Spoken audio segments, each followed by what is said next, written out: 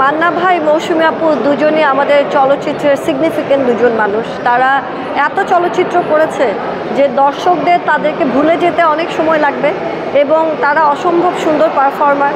আমার সৌভাগ্য ছিল যে আমি আমার প্রথম কাজ তাদের মতো দুজন আর্টিস্টের সাথে করতে পেরেছি। শুধু তাই নয়, আমার সাথে রাজ্জাক আঙ্কেলও ছিল ওই একই সিনেমায়, তো মিশা ভাই ছিলেন। তো আমার ভাগ্য অনেক ভালো ছিল যে আমি এত ছোট বয়সে এত সুন্দর একটা সুযোগ পেয়েছিলাম।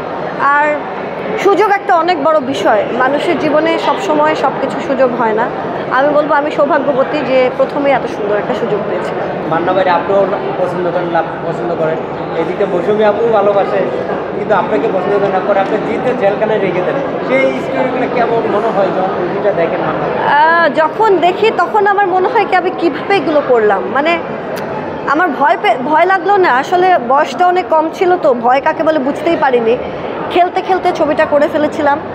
মান্না ভাই, মৌসুমী আপু বা আমাদের যিনি ডিরেক্টর ছিলেন জয়নাল ভাই, ওনারা অনেক সাপোর্টিভ ছিলেন, অনেক হেল্প করেছে আমাকে, যে কারণে আসলে এত সহজে আমি এই চরিত্রটা ফুটিয়ে ফেলতে পেরেছি। এবং আপনারা এখনও আমাকে আমার 18 বছর আগের করা কাজ নিয়ে প্রশ্ন করছেন। তো এই ক্রেডিটটা আসলে আমার না, আমার ডিরেক্টরের, মান্না ভাইয়ের, মৌসুমী আপুর, সবাই। আসলে আমি প্রথম চলচ্চিত্রে অভিনয় করে যখন আমার বয়স 3.5 বছর, তা আমি আসলে ছোটোবেলা থেকে এরকম একটা পরিবেশের সাথে ছিলাম। আমার বাবা একজন মিউজিক কম্পোজার ছিলেন, খোদাবক শানু ওনার নাম। তো এই কারণে মানে চলচ্চিত্র করছি জিনিসটা আমার জন্য নতুন ছিল না, কিন্তু তাও অ্যাজ আ হিরোইন সেটা আমার নতুন কাজ ছিল, সেটার জন্য আমি একটু নার্ভাস ছিলাম। মোটামুটি শাকিব খানের বেশ কিছু ছবি আমি দেখেছি, সবগুলো দেখা হয়নি, তবে যতটুকু সুযোগ হয় চেষ্টা করি দেখার। শাকিব খানের সাথে কিন্তু দেখা কি হয়েছে? হ্যাঁ, আমরা একই জিমে জিম করি। ও তাই? কি বলে জিমে যখন একসাথে জিম করেন শাকিবের সাথে? হ্যালো, কেমন আছেন? কথা হয়েছে? কি এমন কি কথা মিডিয়ার সামনে বলেন নাই, কাউকে বলেন নাই? না, এই ধরনের কোনো কথা হয় না। হাই হ্যালো, কেমন আছেন, কাজ কেমন হচ্ছে, এরকমই কথা হয়। একই জিমে জিম করছেন? বাহ। এই যে শাকিব খানের দরদ ছবি যে মুক্তি পেয়েছিল, দেখেছিলেন? না, দরদ দেখা হয়নি। আচ্ছা, বর্তমানে আমাদের বাইরের মতো অনেক নায়িকা আছে, বর্তমানে বাইরের নায়িকা নিয়ে কাজ করছে, ইন্ডিয়া, তারপর বলিউড বলেন, থেকে নায়িকা নিয়ে কাজ করছে। আমাদের বাংলাদেশে কি নায়িকা নেই?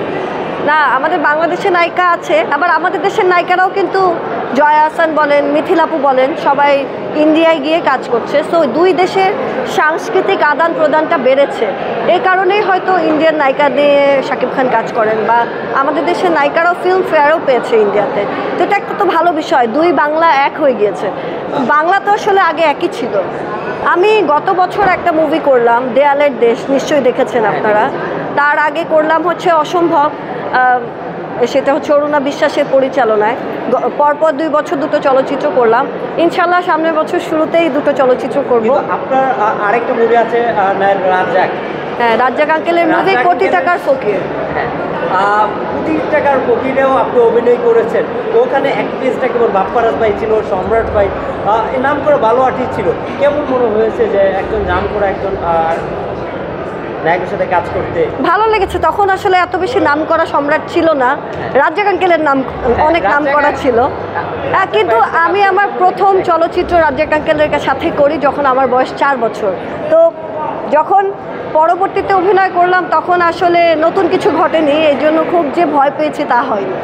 কেমন মানুষ হিসাবে আমাদের অসাধারণ, উনি তো একজন লেজেন্ডারি অ্যাক্টর। রাজ্জাক আঙ্কেলের কোনো তুলনা নেই বাংলাদেশে। আমরা জানি নায়ক রাজ্জাক ভাইয়ের বাসায় যেই যেত তাকে খালি মুখে ফিরাইতো না, যে কোনো একটা পরামর্শ দিয়ে এমনি করো এমনি করো।